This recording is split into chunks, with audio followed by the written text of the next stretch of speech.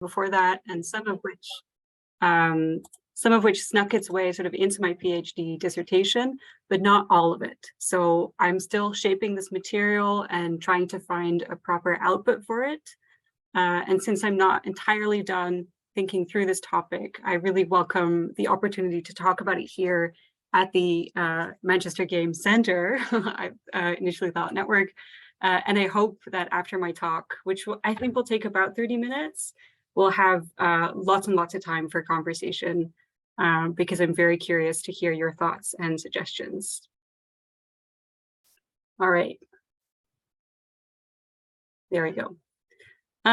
So quick intro to my research. My PhD is part of a larger umbrella project called Lifetimes: A Natural History of the Present.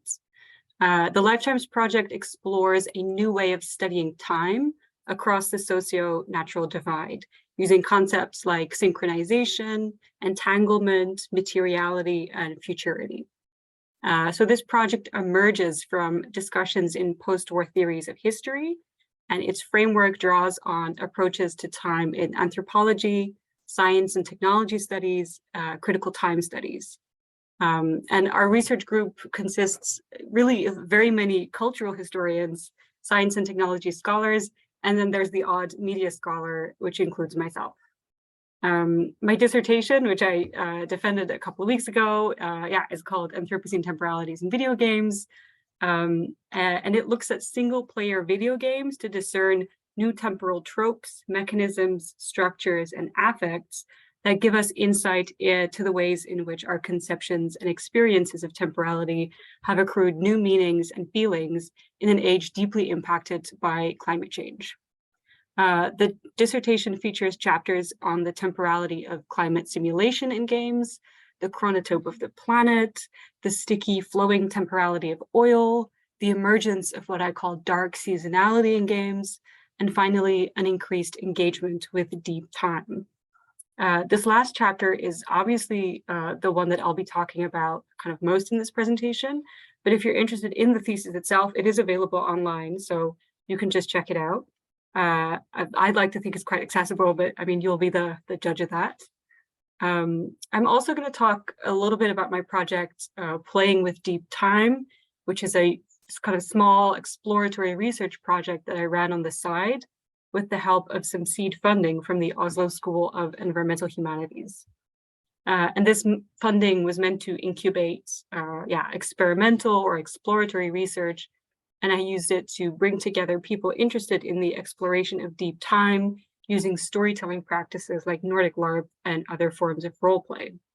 One of its outputs was the LARP that Clay mentioned, Long Story, Deep Time LARP, and you can find that for free online as well on my itch page, which I'm happy to just link all these after my talk.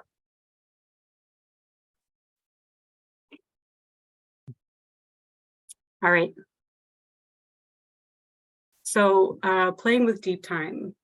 I launched this project in response to what I perceived was a growing fascination with deep time that I saw evidenced by the release of these, many popular science books. And the ones that you see on the screen right now are just some of the ones that I've read, but I'm sure that you know others as well. I also read some older books from around the millennium by Gregory Bemford and Stuart Brand, who is the founder of the Long Now Foundation, really big name in sort of deep time. And I think that there can be no doubt that this growing interest in deep time is a symptom of the Anthropocene, right? The so-called age of man, which is characterized by the realization that human history is entangled with Earth history, and that its impact will have planetary ramifications for hundreds of thousands of years, mostly bad ones, should be said. So the project, Playing with Deep Time, asked many of the same questions that were raised in this deep time literature, questions that speak to the concerns of the environmental humanities more generally. For example, how can we start thinking of the future as a more than human project? Or how can we become better ancestors? And how can we imagine sustainable futures by which we can pull ourselves out of the mire of the present? In hindsight, I guess you could argue that this project didn't really question the framework of deep time enough, but that is because our goal was quite practical, right? I really wanted to explore how we could design encounters with deep time that evoke a sense of agency and responsibility instead of indifference or fear. And I wanted to do that by leveraging the power of imaginative social play. All right, credit where credit is due. I was not the first to want to think through the challenge of deep time with games. In 2015, the Technoculture Arts and Games Lab at Concordia University in Quebec hosted a deep time jam from which spun some really interesting hyperfiction and a role-playing game. And not much of this output is documented though, and much of it also seems to be inspired by what is called nuclear semiotics, or long-term nuclear waste warning systems or warning messages.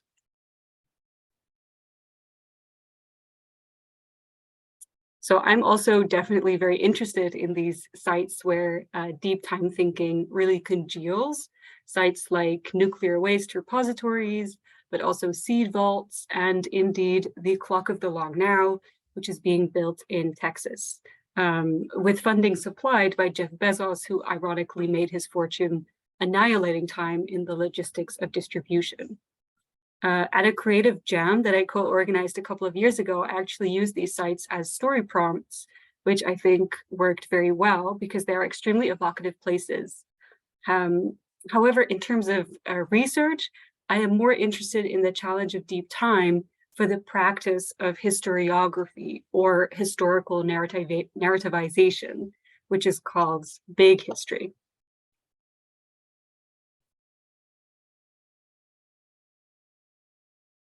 So as you might know, video games are no strangers to big history. God games and civilization simulators regularly encompass thousands, if not millions of years. The Sid Meier Civilization franchise covers human history from the Neolithic to the near future. And then there's Ancestors, the Humankind Odyssey, which begins some 10 million years ago and stages the evolution of mankind from primitive ape to early hominid. And Will Wright's Spore clocks in with the most expansive timeline, tackling nothing less than the story of life itself, from its microbial origins to its speculative future cruising through space. Set against such grand temporal backdrops, these games are interested in exploring the evolution of life and the development of civilization, but only as stories of progress. They look back at the past, but in the way that mountain climbers do, to appreciate how far they have come.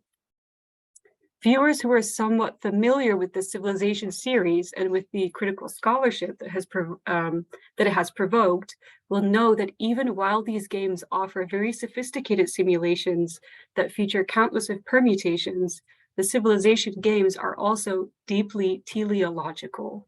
This means that they work towards a set goal or a kind of general destiny. The latest Civilization DLC, called Gathering Storm, which you can see on the screen, is an especially interesting example because it involves climate change. Cameron Conselman, in his reading of the game, writes, no matter what pathway you take in technology or city improvements, you always end up with computers and spacecraft and nuclear weapons. There is no way to arrest or shape the forces of history to produce a world of cavalry which augment itself and its horses with biological enhancements, for example. Civilization 6 cannot model a sharp turn in the course of world history, even though that might be exactly what we need.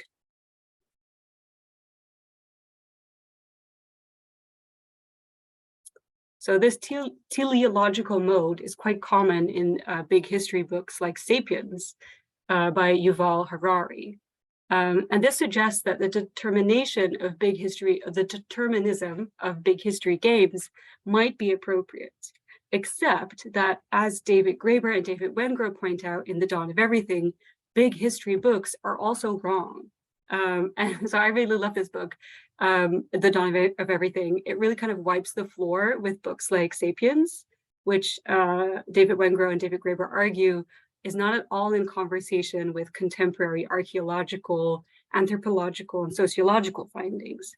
And in my experience, at least, they do a really good job of illustrating that, in fact, human history has swerved. It has made sharp turns. It has zigzagged all over the place. And the myth of civilization is just that, a myth. So they write, human beings, through most of our history, have moved back and forth fluidly between different social arrangements, assembling and dismantling hierarchies on a regular basis. The real question should be, how did we get stuck? How did we end up in one single mode? How did we lose that political self-consciousness once so typical of our species?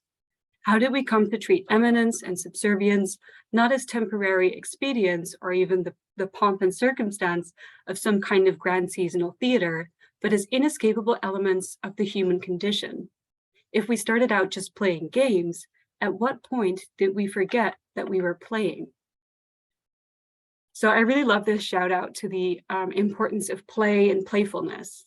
When we play big history games, we really need to wake up to the fact that we are in fact playing games, which of course gives us the freedom to play them differently. This quote by Dave Winger and David Graeber reveals that what the political stakes of the big history project are, which is chiefly that it matters how we tell the story. Can we, for example, imagine a way to learn about big history without falling back on a single reifying narrative? Can we instead learn about big history as a more processual or even eventful temporality? This is where I think games can come in to help us explore more nonlinear, less teleological, interactive, and collaborative means of storytelling, which can teach us about the ways in which we frame the past and the future.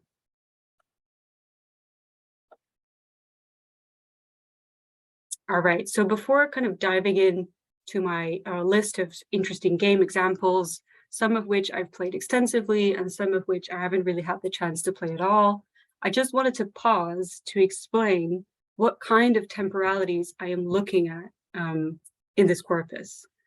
So deep time is a term that was coined by the 18th century geologist James Hutton. But for today, or like today, and especially in the sense that I use it, deep time has other connotations. It does not just mean geological time.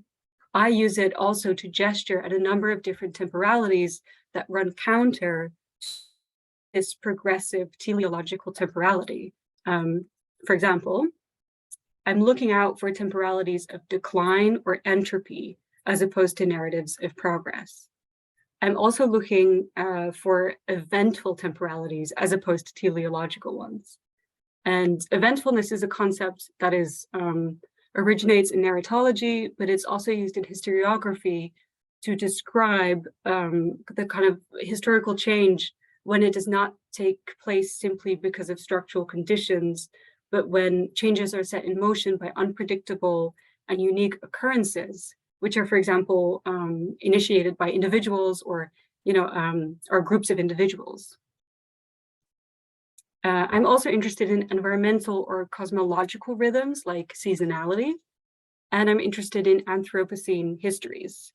That means histories that are cognizant of the sort of entanglement between Earth history and human history. I'm also interested in scalar complexity and the inclusion of non-human actants or non-human life forms, like animals, for example, but also microbes, other kinds of, robots, conceivably. And then finally, I'm looking for engagement with what is called long-termism, which extends, well, it's a sort of a philosophical / ethical movement that extends consideration to future generations.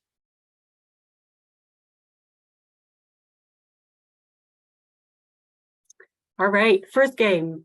This might be a familiar one, depending on, I guess, how much you love indie games or how kind of plugged into the whole to kind of more industrious output you are. But Lychenia is a game developed specifically to problematize big history gaming franchises. It takes on the civilization narrative and undermines the anthropocentric, imperialist, and nationalist outlook of the genre of the city or empire builder. In Lychenia, players drop cubed tiles onto a stretch of map, presumably to build something. But since the tiles are so abstract, learning what is what and how to play them never quite translates to certainty. Some of the tiles could be ice, water, wetlands, urban development, or foliage. By placing them side by side, they produce new tiles that may represent even more obscure hybrid landscapes, an overgrown facade, a coral reef, a garbage heap, who knows? Players must be careful though, because adding too much of one thing risks upsetting a delicate balance, unleashing moments of rapid change suggestive of ice ages, floods, earthquakes, or fires. So as the landscape changes, strange geologies are unearthed, marked by icons on the map. And if you click them, you get these little phrases that are very poetic and sort of suggest a bygone civilization. For example, there's one that reads, an exfoliating aggregate of shopping bags and cement, or a monumental formation of memory foam mattresses, or a matrix of tires, asphalt, and traffic cones. So I guess the sort of the deep time temporalities that we can identify in this game include a kind of rhythmicity, right? Punctuated by natural disasters, provoked by human expansion, because obviously these kind of, if you weren't to touch the game at all, these catastrophes, these natural disasters wouldn't happen, but it's because you're trying to build something that they do. So there's a sort of geological time involved in this game. The very modern one, catastrophism, right? This idea that, back in the day, they used to think that geological time moved very slowly and that the Earth changed very slowly as well. But a more modern take on it is that geology, in fact, there's kind of long periods where very little happens, and then there's all of a sudden lots of things can happen. That's sort of this idea that the Earth is less in balance than we might think, right? There's less of an equilibrium, and it's more of a chaotic system that sort of ping-pongs between extremes. So Lychenia is not the only game of its kind.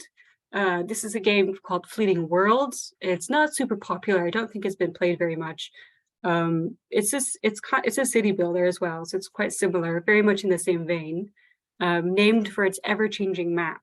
So unlike Lychenia, in Fleeting Worlds, this change is more gradual than catastrophic, and it seems unconnected to player inputs.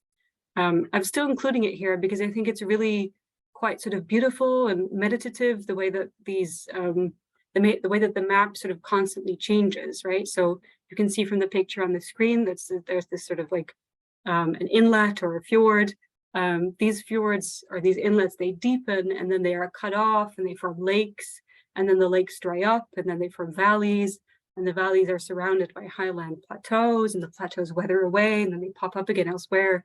So you get this really strong sense of a kind of moving landscape, a kind of a transient, a restless world, as Robert McFarlane would say.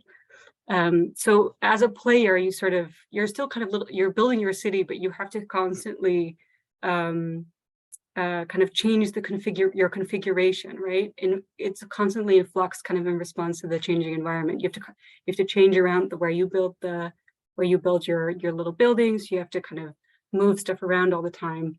And yeah, the result is quite, I would say, a meditative experience.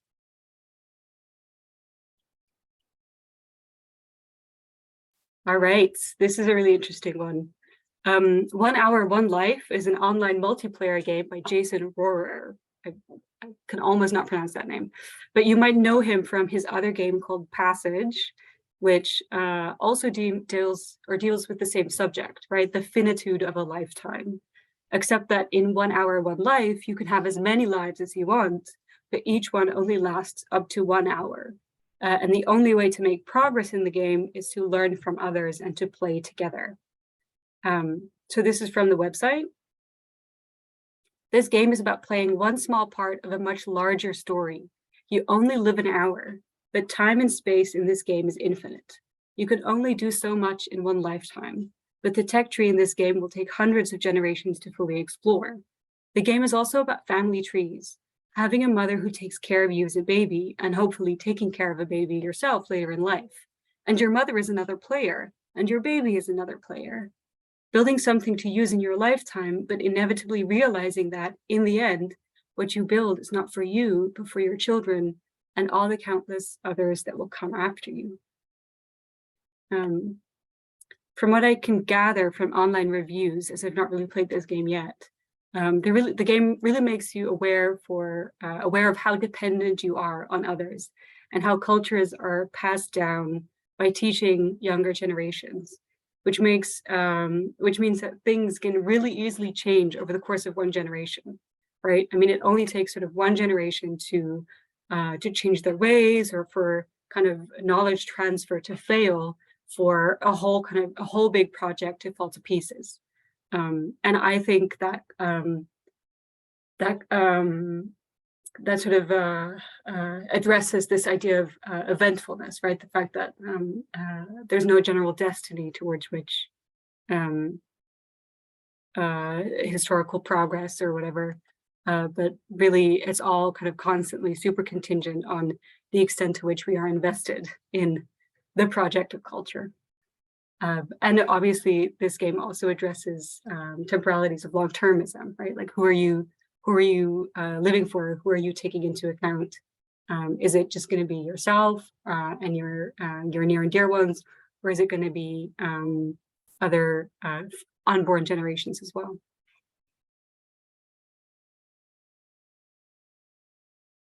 All right, next up, Heaven's Vaults. This might be another familiar one, or not, in which case, spoiler alert, sorry.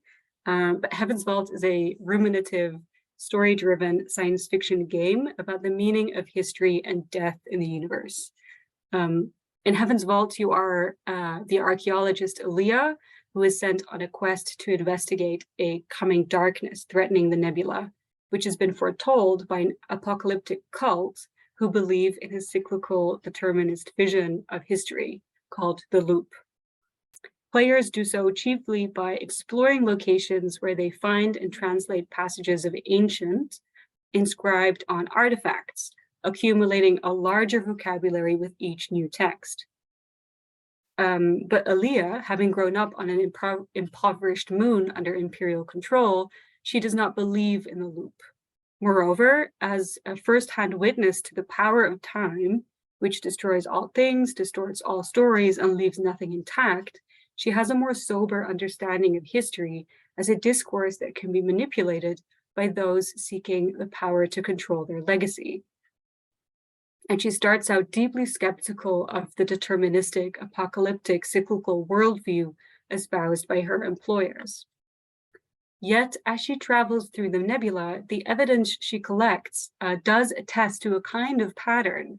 It starts with imperial control, subjugation, then revolt, after which the wheel of fortune turns and the same dynamic is reinstalled, but in a different configuration.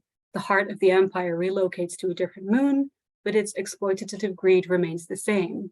One class of overseers is exchanged for another. The city of Ajax falls and falls again. Rather than plot this history as a loop, over the course of the game, the player builds a timeline. It starts some thousands of years into the past and runs all the way up to the present.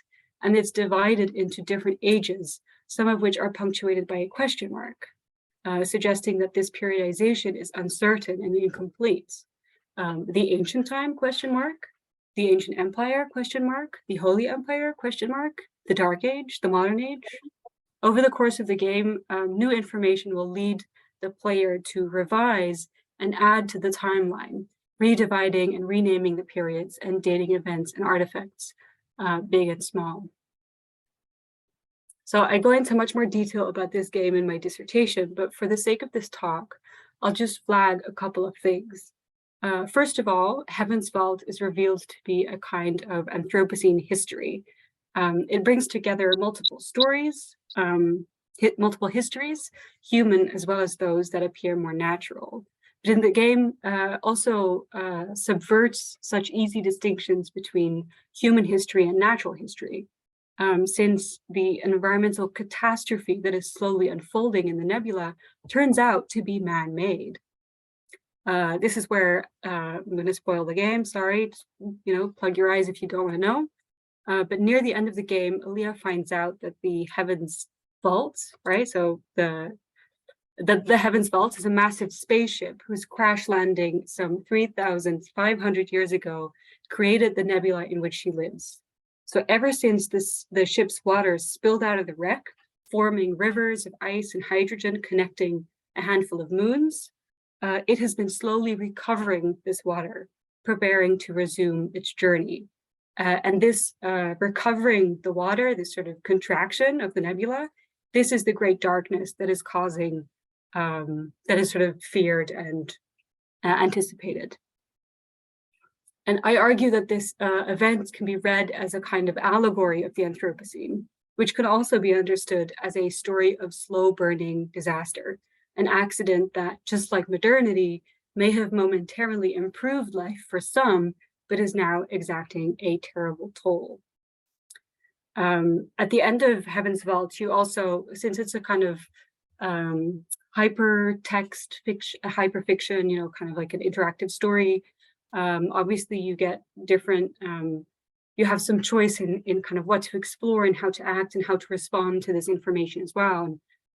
Especially kind of how to respond to this this threat, right, of like the spaceship that is kind of threatening to suck the life out of the nebula. Do you use the spaceship to kind of carry on, to kind of jump elsewhere, to jump to a different universe, potentially healing yourself from a fatal illness, or do you turn off the ship, which means that you guys are all stuck there in the nebula, but at least you will have some thousands of years left, right? So you can sort of like live out the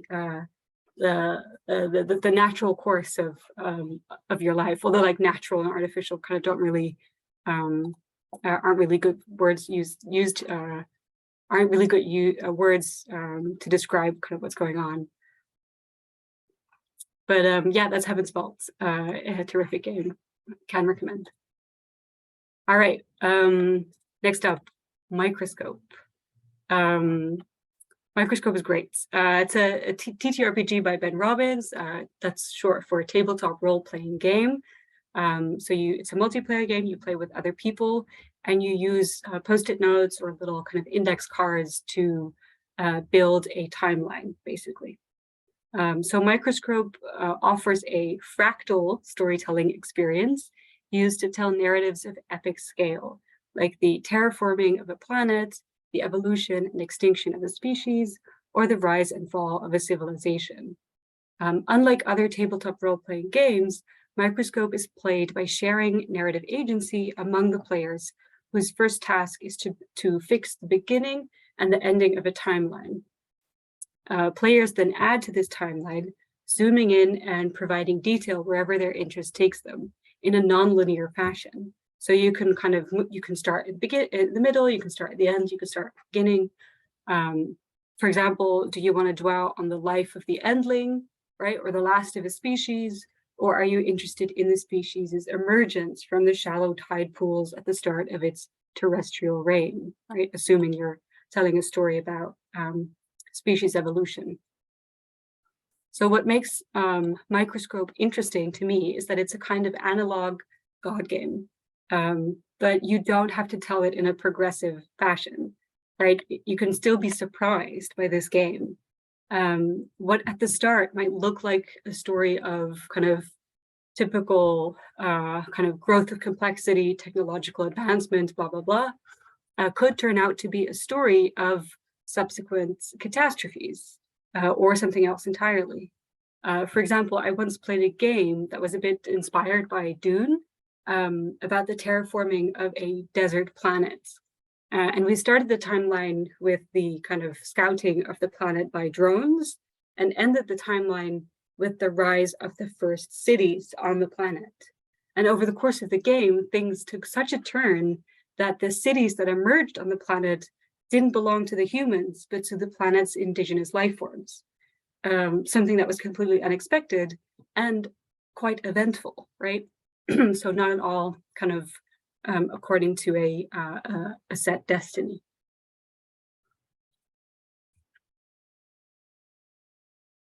All right, my penultimate example. Artifact is another TTRPG, but this one is a solo TTRPG, which means that you can play this by yourself.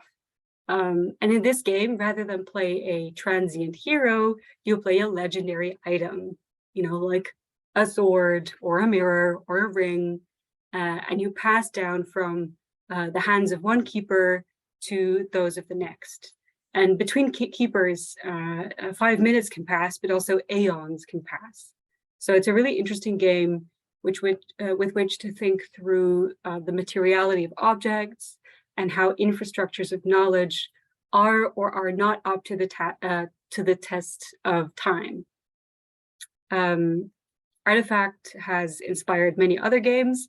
For instance, the Flora, in which rather than an object, you imagine a story told from the perspective of a tree, telling a non-human story or a place that may involve human keepers, but also non-human players like birds, pests, fungi, other trees, the elements, etc. So yeah, that's a sort of a game that engages with what Jared Farmer has called tree time in his book, Elder Flora, which came out last year. All right. Last but not least, if I have the time, I can briefly introduce the Deep Time LARP that I designed. Like I said, it's available online. And looking back, I think the design is certainly not flawless, right? It's far from a perfect LARP or even a good LARP. But I really enjoyed creating this game, and I think it was a very good exercise for me. I especially enjoyed generating the different characters, which are all really cool animal species that are either very adaptable or that have traits that might allow them to flourish in extreme conditions. So in the game, players inhabit one of these species and travel into the future to find a place to settle, right, where their species can flourish. The future is narrated collectively, but there is a time travel guide that helps inform expectations. The time travel guide uses the past as a mirror to look into the future. So it illustrates the pace of change at different time intervals by looking at the same interval between the present and the past, right? It compares 5 years ago with 5 years in the future, 50 years ago, 50 years in the future, 50,000 years ago versus 50,000 years into the future. And this approach is meant to emphasize that even though the future is unpredictable, the past too features its share of cataclysm and upheaval. And this can give us a sense of the speed and the magnitude of certain processes of change, whether social, technological, or environmental. So the game basically offers players a chance to play with speculative evolution and to explore the legacies that their species might have in the world. What would happen, for example, if they just disappeared or if they filled certain niches? How would they adapt to environmental pressures, etc. And finally, the game also puts some pressure on players to finish up fast, because at some point our aging sun will make this planet uninhabitable. So there's the element of entropy that sort of kind of organically creates a sort of ending for the game.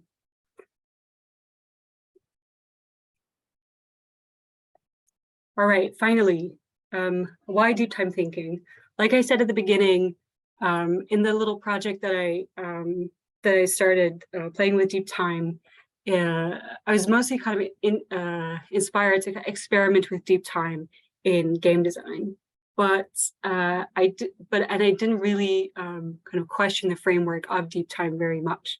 But since that project is concluded, I have given it some thought. Probably not enough, but like some thought at least. mostly by engaging with the writing or the scholarship by Michel Bastian, who's a really famous time scholar and who's been quite critical of, for example, the clock of the long now and the long now foundation, that they're kind of their deep time / their long-termist thought is doesn't really that it doesn't quite like serve the people of the present, right? Which is a criticism that you can quite often make of this kind of deep time thinking, right? That it's just because it's long term or just because it's slow doesn't mean it's good or like helpful, right? Helpful in the present, helpful politically. And she argues that we should look at temporalities as social coordinators, right? That time coordinates or organizes the social in the same way that clocks do, right? So through the use of a clock, through the use of clock time, we know how to organize our lives. We know how to organize, like with whom to organize our lives, right? In consideration of what, to whose schedule, to what kind of pace, for what kind of purpose. And so Michel Bastian would say that, like looking at time, it's always important to ask those kinds of questions. What do times allow us to attune to? What do times or temporalities allow us to see, to notice? What kind of change do they make visible? And so in deep time, talking about deep time, I guess the question there would be like, what does deep time allow us to see or to kind of realize? The answer to which I think is, that it sort of this is the same argument that Robert McFarlane makes, right? That it kind of roots us in the biotic community of Earth, right? That it kind of opens our eyes to the to kind of our kinship with other creatures and other animals, which I think is obviously like a noble goal, but it also means that deep time might not be the most useful kind of temporality to think with if what you're concerned about is, for example, fighting poverty or ending racism or like more sort of like politically pressing issues, I guess. So it's kind of like, I would say deep time is interesting, but it's definitely not the only or most important kind of environmental or Anthropocene temporality to become aware of if you are wanting to understand what's kind of going wrong with the world environmentally at the moment, if that makes any sense. All right, that was me, I think, 30 to 40 minutes. That's quite neat. I want to thank you very much for listening, and I'm super open to answering questions, to hearing suggestions. So if you know any other games or any other media that I might find interesting, please let me know.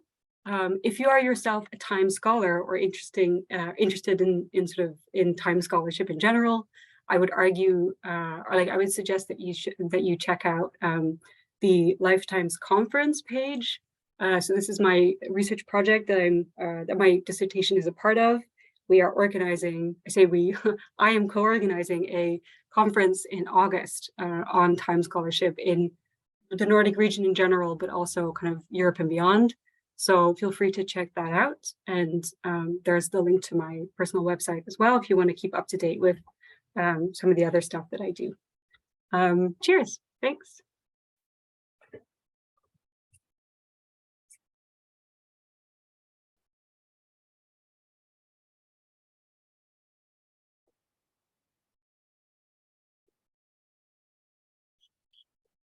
Chloe, I think you're muted. I'm still muted. I was talking away. I'm still muted. I want to say thank you so much to Laura for that really fascinating talk, and I can see people clapping virtually in the chat. So thank you so much. And as Juniper points out, the phrase time scholar is a very powerful one. So I want to open this to questions from the audience, and we can manage this in two ways. I'm very happy to take questions that appear in the chat and just talk talk through, and also very happy to invite people to come on camera and pose a question or a comment to Laura directly. So if you'd like to do that, please indicate so in the chat, and I can I'll invite you to do that one at a time. But I want to start the questions really by talking about the affordances of game as a media of communication or a mode of play, because you talked about games there that work in very different media, LARP, kind of analog video games. And I wondered if you had any thoughts about the temporal affordances of play in those different media, like what's the difference, say, between playing Spore and playing a LARP that occurs over, you know, in one sitting, in one instance? What's the difference between a board or card game that I'm just being brought to a board or card game that deals with time or deep time themes, and something like Heaven's Vault, where, you know, you're doing that through the medium of video games? I just wondered if you thought about that. I mean, you mentioned the different media a little bit, but if you wanted to expand, that would be really helpful. Yeah. So the Anthropocene temporalities that I look at in my dissertation, those include sort of conceptual temporalities or temporal structures, which are most of the ones that I've talked about in this presentation. I also look at affective temporalities or temporal affects, which include boredom, flow, also the pressure of sort of opportunity. In time scholarship, we make a difference between chronos and kairos, right? The time of opportunity, the time of now, as opposed to empty time, or the time that can be quantified. And so in a game like Heaven's Vault, right, which has this like interesting temporal structure with the timeline and everything, another temporality, like these temporalities are all sort of they kind of reinforce each other, right? So it's always kind of hard to be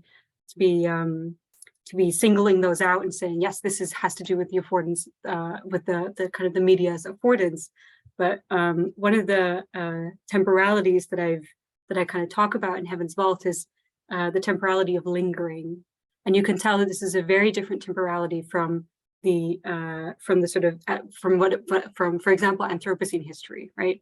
Which is a more kind of structural conceptual one. But the temporality of lingering in Heaven's Vault is quite noticeable, since the game involves a sort of dialogue system where you're constantly dialoguing with your robot sidekick, and the robot is constantly kind of feeding you new prompts, right? New questions, new sort of new remarks that you can, and it seems like an inexhaustible font of dialogue. So you're constantly kind of clicking, like, oh, okay, let's pursue this more, let's engage this more.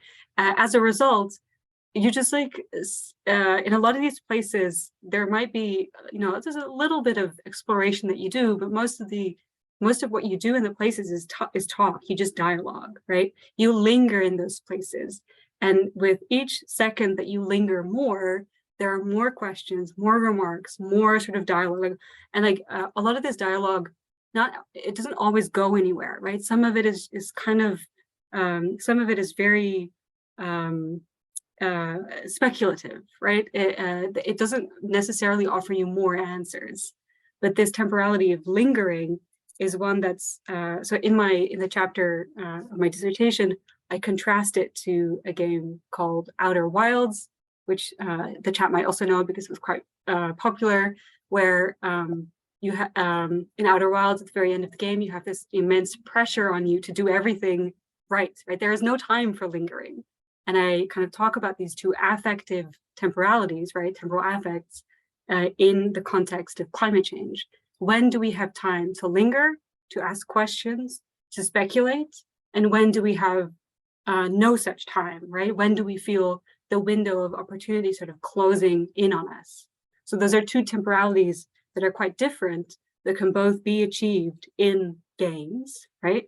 I would say that in the other media, or in analog role play, and then specifically LARP, in LARP, the temporalities that you can kind of engage with, or that you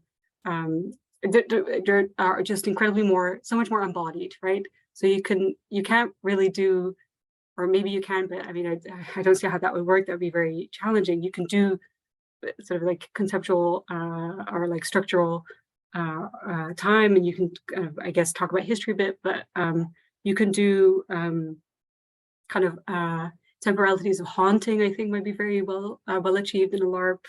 Lots of LARPs are about ghosts, so as I'm sure you know, Chloe. But all my LARPs are about ghosts. There you go. Yeah. So temporalities of haunting, but also temporalities of boredom, right? LARPs can be very boring. So I think those more embodied temporalities can be better achieved in LARP. And then there's also something about them being multiplayer that impacts time very much. So this is not really something that I've written about yet, but I really want to kind of get into this more and study it more. The temporality of deliberation, right? Which is such a key temporality in lots of analog role-playing games, collaborative role-playing games, because they often kind of encourage you or involve kind of players having to build consensus and then make an action together, right? How much time is set apart for doing that? How is that time like structured? That's a kind of temporality that I'm also super interested in exploring in the context of climate change. That's you know, I'm now thinking about various LARPs that I've attended and run, in which the players spend probably, you know, if we do a 48-hour LARP, we spend about 24 hours of it deliberating, but then going back on what they've said they were going to do, because they all fall out about what they're going to do, or someone dies or whatever, and it's just like basically 24 hours of deliberation and then not carrying out action, which turns out quite like how the government's response to climate change, but in miniature. Thank you for that really considered response to my question. Then we've got some more questions and comments in. I'm going to go back up my chat, and I think Joe would like to come on and just talk a little bit about a game suggestion that he's got. So I'm going to invite Joe to do that now. So I'll just mute myself and let Joe come in if he's still there. Hi, Laura. Pardon me. We actually met in the games thing in Utrecht last year. Yeah, cool. It has occurred to me that I have a game on my shelf that does deal with the deep time and decline and all sorts of stuff like that.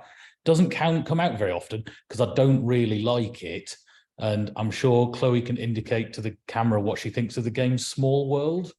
I think I might know that one, yeah. Yeah, it never as a game needed more decolonization. Oh, indeed. Is it with like elves versus goblins and then like yeah. It's all about, it was also about progression, right? Like you're talking about kind of teleologies and like it's a weird one, Small World. I've just played it recently with children, and the weird thing about it is, on the one hand, it seems to advocate this kind of teleology of like, well, your civilization will fade away and you'll get a new one or a better one, and you'll like conquer with that civilization and like wipe out everyone else, and then that one will fade away and you get a new one, and the game roughly ends when you've done about 2 or 3. But suggests progression, but at the same time, it's just cyclical, just cycling through. Like, yeah, it could absolutely be it's very weird. It's very weird in terms of time. Quite an interesting one, and awfully colonial as well. Yeah. So yeah, that would be I don't know, if you're over here, then I'm sure Chloe and I could play a game of it with you. I've never understood how one of the things works in it, but yeah, no, that's worth a look, because it's actually got mechanisms for decline of civilizations and stuff. Yeah, fascinating. That's a good. Yeah. It also kind of occurred to me, sort of spurred off the back of that, the deep time that lives mainly like in fantasy literature, but also sci-fi, when like creatures with hugely longer time, like lifetimes, are sort of compared, and like mainly familiar with it through Tolkien, and there's something a bit ethereal about the elves who live for, I don't know if it's forever, but I just kind of find that sort of an interesting I'll Joe, actually, if you don't mind, I think Juniper's got a related question about that. So if I'll let Juniper come in, and then perhaps Laura can answer both of those points at once. But thank you so much. Juniper, if you're still there, you've got a question about deep time. Please do come and ask it.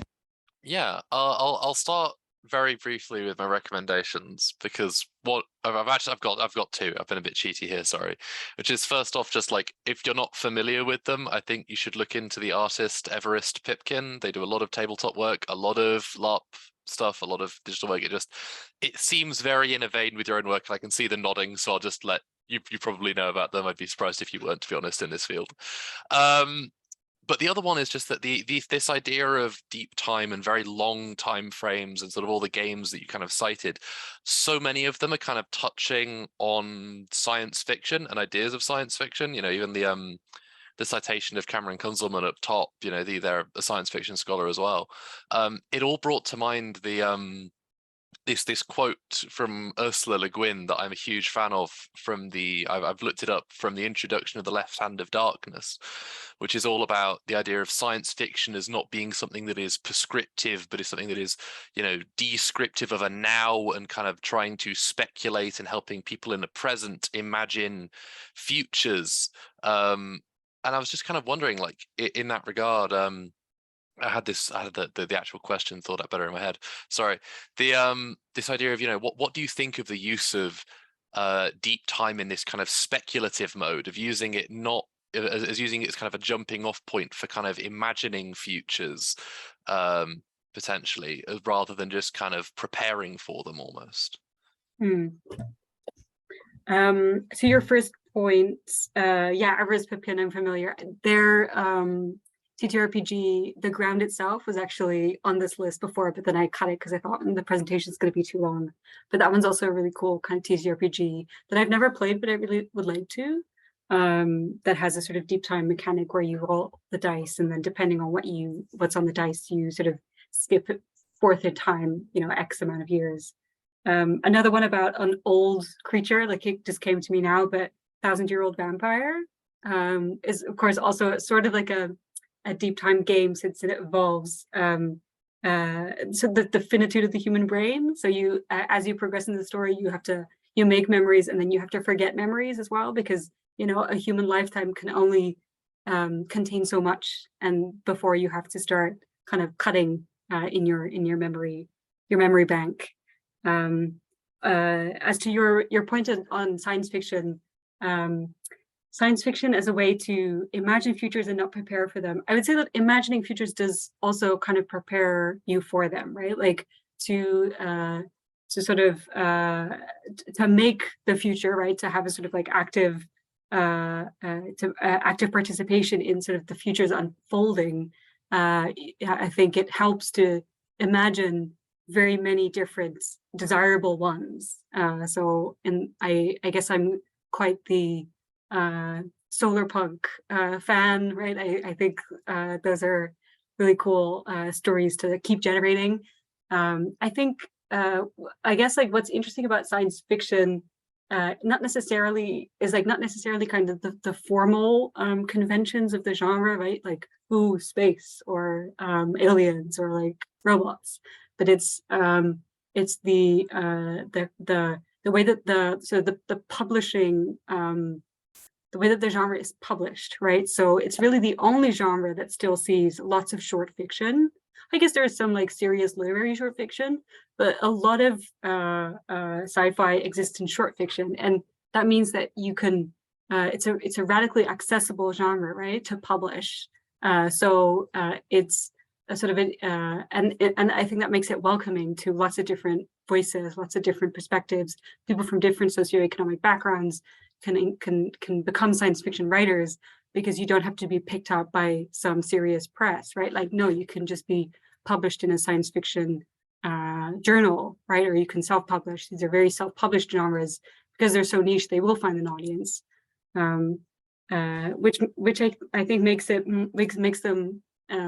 quite like an edgy genre. I think, Laura, that as well as the global perspectives, right? So in terms of like I have, and this is not my insight, my student Chuck Gununso, he's writing on African speculative fiction, and he's working off what Nadia Korafa calls African futurism, and exactly addresses that point that Juniper's raised, which is it's not about extrapolating from the present into the future, but it's making a radical break with the conditions of the past into a future that's not conditioned by the past, in fact, and particularly the past that's determined by colonial relations.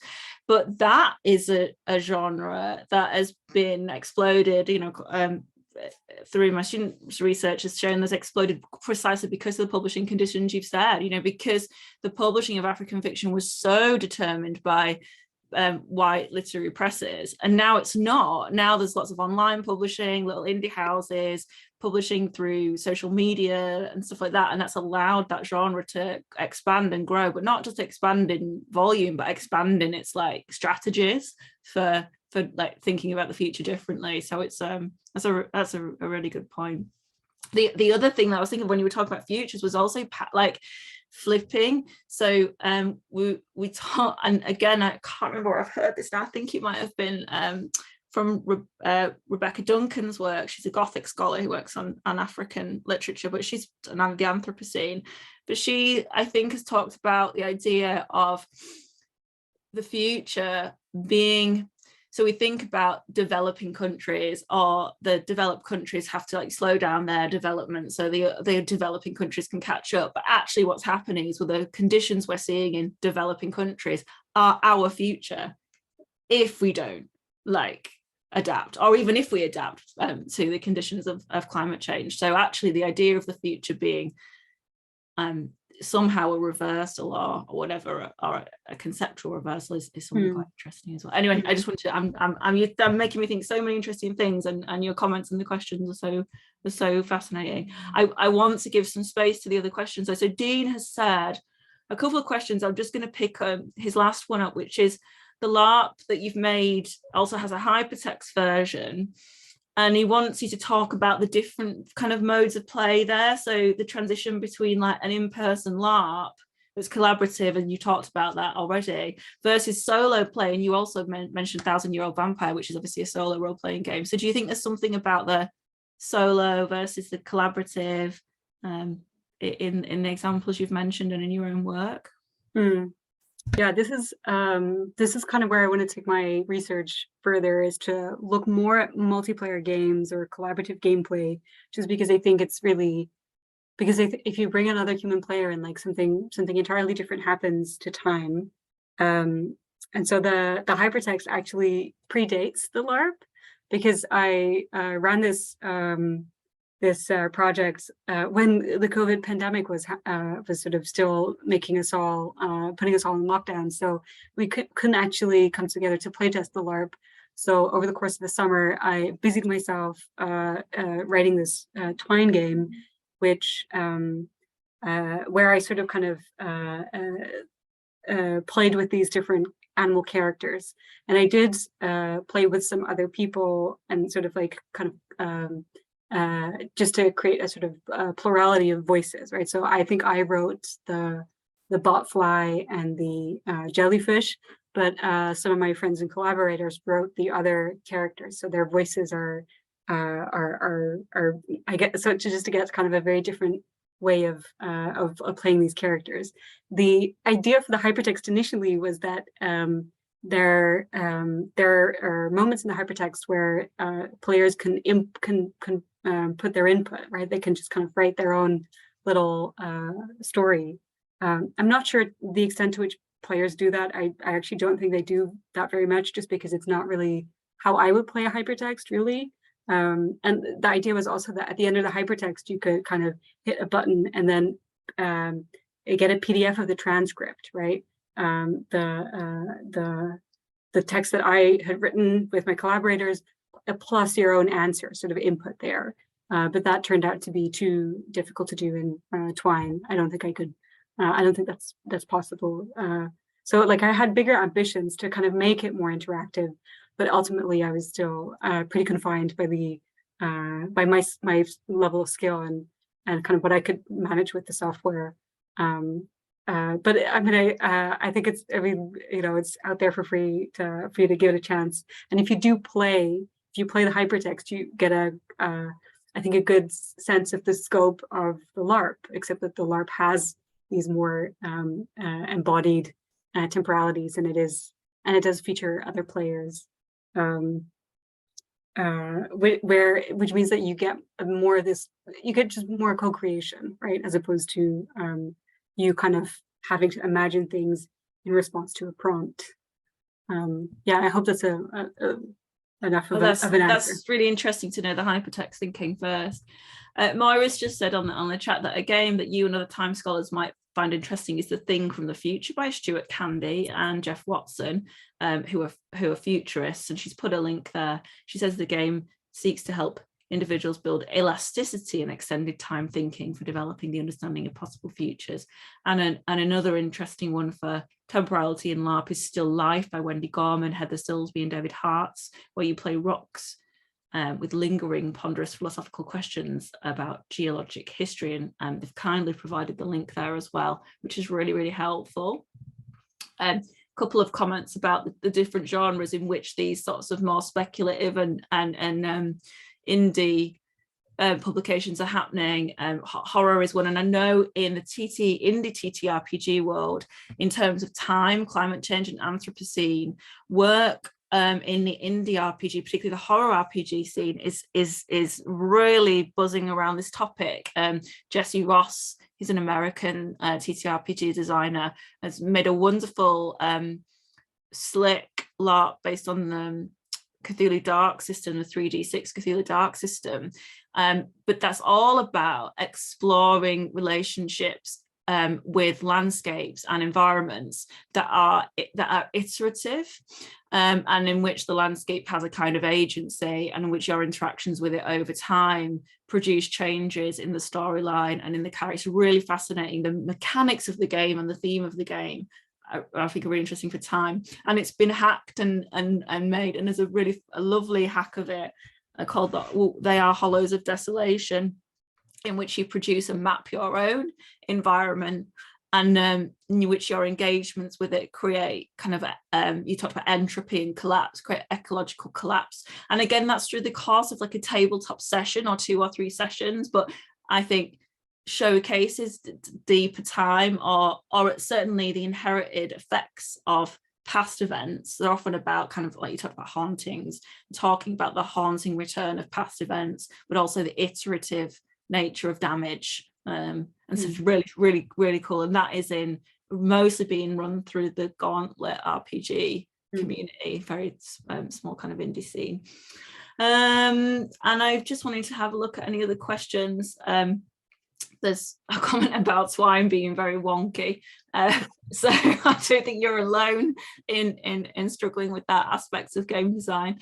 And are there any other questions for Laura at this point in either in the chat, or anyone who would like to come on and ask a question or make a comment based on what we've been discussing? No pressure if not. Just give people some time. Well, if not, oh, we've got a new message. If not, then I would invite you to contact, if you have any thoughts or questions about Laura's work you'd like to put to her, not in this public forum, then you can obviously feel free to contact her. And I think that you've made available your website, haven't you, Laura, in the chat there? I put a link to the LARP and the itch page if you want to see the work, the practical game design work that Laura's been doing. You can see that as well. And there's an awful lot of really other helpful links that people have been posting in the chat too. So just would like to say one more time to thank you to Laura for this brilliant talk and such an engaging discussion on the points that have been raised. It's we've had a really good audience today as well, so it's really great to have you. And I know that we're going to be continuing to hopefully work with Laura on various projects. The Eco Games book that Laura's editing is out very soon and contains a variety of work on the theme of environment and gaming, and work by all sorts of different scholars on this theme. So do look out for that. That's coming out with Amsterdam University Press. I also want to finish with a kind of plug for future game events we're running through the centre. And if you go to our events page, which I'm going to paste in the chat now, you can see there are a couple of small events coming up. Some are online, some are in person, that are showcasing particular research projects that members of the centre are working on, including some of our PhD students and some game design playtest events that we're running. But the big thing I want to draw attention to, particularly based on the theme Laura has been talking about today, is our symposium in June, which is called Multi-Platform. It's an annual event that we run. And it's themed each year. This year it's themed around the idea of reuse, replay, recycle. I've probably said those words in the wrong order. And it has there's two parts to it. So if you're interested in the academic study of games, then one part is a day of academic talks and discussion around the themes of sustainability in gaming across different media, including board games, analog games, LARP, video games. But the first day of the event is actually a practical day where we're going to do a reuse, replay, sustainability game jam. We're going to make available a bunch of board games that already have components and rules and cards and games and boards and stuff. And we're asking people to work in teams to remake them, to produce new games out of old games, to encourage the creative reuse and replay of games in an industry that's so dependent on promoting the new.